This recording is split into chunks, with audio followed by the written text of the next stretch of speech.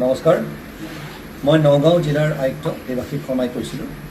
মোৰ লগত জ্যেষ্ঠ আৰক্ষী অধীক্ষক মহোদয়ো আছে।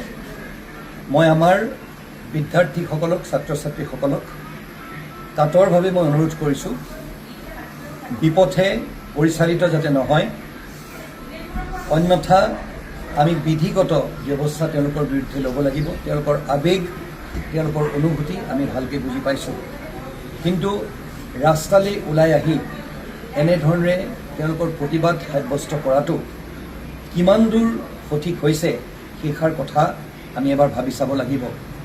কোনোবাই উচতাই দিয়া, আজি যদি কিবা এটা কথা আপোনালোকে ক'ব বিচাৰিছে, আমাৰ ওচৰলৈ আহক, কথা পাতক, লাগিলে আমি আপোনালোকৰ ওচৰলৈ যাম।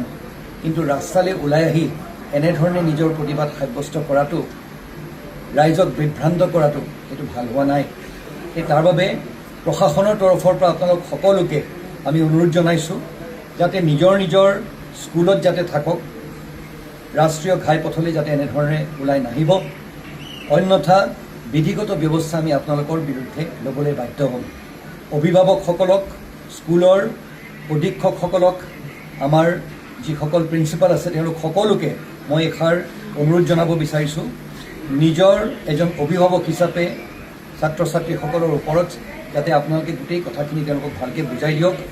নগাঁওখনত এটা বিশৃংখল পৰিৱেশৰ যাতে সৃষ্টি হ'বলৈ নিদিয়ে, অন্যথা আমি তেওঁলোকক এৰেষ্ট কৰিবলৈ বাধ্য হ'ম, আৰু সেইটো কৰিলে কাইলৈ তেওঁলোকৰ অসুবিধা হ'ব পাৰে।